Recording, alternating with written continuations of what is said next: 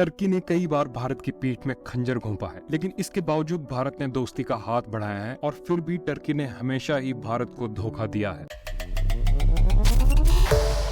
Turkey में आए भूकंप के बाद भारत ने ऑपरेशन दोस्त के जरिए बगैर किसी शर्त और वेस्टेड इंटरेस्ट के टर्की की खूब मदद की थी, फिर चाहे उन्हें दवाइयां मुहैया करवाना हो या फिर रेस्क्यू की एड। लेकिन इसका कोई फायदा नहीं हुआ। टर्की ने फिर वही किया जो वो करता आया है, भारत के इंटरनल मैटर्स में बार बार दखल देना, और पाकिस्तान को खुश करने से टर्की बाज नहीं आ रहा। भारत ने टर्की को सबक सिखाते हुए हाल ही में टर्की की एविएशन सेक्टर को घुटनों पर लाने के लिए मजबूर कर दिया है। टर्की एयरलाइंस एयर इंडिया की 470 प्लेन्स की दुनिया की सबसे बड़ी डील से परेशान हो चुका है और अब वो एयर ट्रैफिक राइट्स की मांग कर रहा है। टर्की एयरलाइंस और उड़ाने चाहता है और उसे डर है कि कहीं एयर इंडिया उनकी एयरलाइन कंपनी को सड़क पे ना ले आए। टर्की के साथ साथ दुबई, एमिरेट्स और कुवैत की अल जजीरा एयरलाइंस ने भी एयर इंडिया का विरोध किया है। एयर इंडिया को एक इंटरनेशनल एयरलाइंस में बदलने की योजना पर बाकी देशों की एयरलाइंस में तनाव बना हुआ है, क्योंकि जहां बाकी देश की एयरलाइंस नए प्लेन्स खरीदने के लिए स्ट्रगल कर रही थी और लॉसेज के चलते बिजनेस में काफी प्रॉब्लम्स आ रही थी, एयर इंडिया की ये डील बाकी सभी देशों की एयरलाइंस के लिए सरदर्दी बन चुका है। टर्किश एयरलाइंस के चीफ एग्जीक्यूटिव बिलाल एक्साई ने भारत में एक सम्मेलन में कहा कि उन्हें एविएशन के बाजार में अच्छा हिस्सा नहीं मिल रहा है।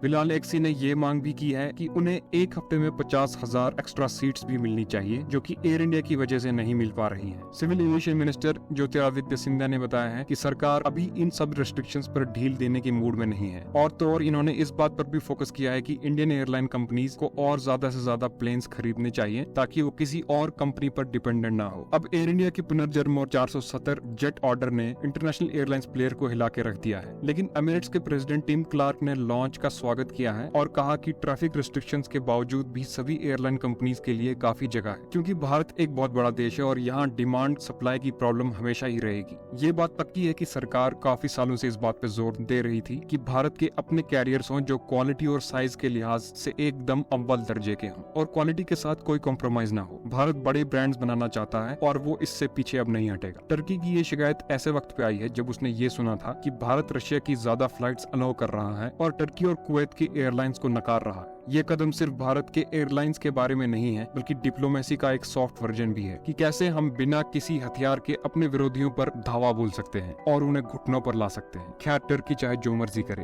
भारत का इंटरेस्ट सबसे ऊपर है और भारत सरकार का साफ रुख है कि वो अब पीछे नहीं हटेंगे, और ये बात टर्की को जितना जल्दी समझ आ जाए उतना ही उसके लिए अच्छा होगा। आपका भारत के इस कदम पर क्या कहना है? कमेंट सेक्शन में अपनी राय जरूर बताइएगा। मिलते हैं आपसे ऐसी ही एक और इन्फॉर्मेटिव वीडियो के साथ।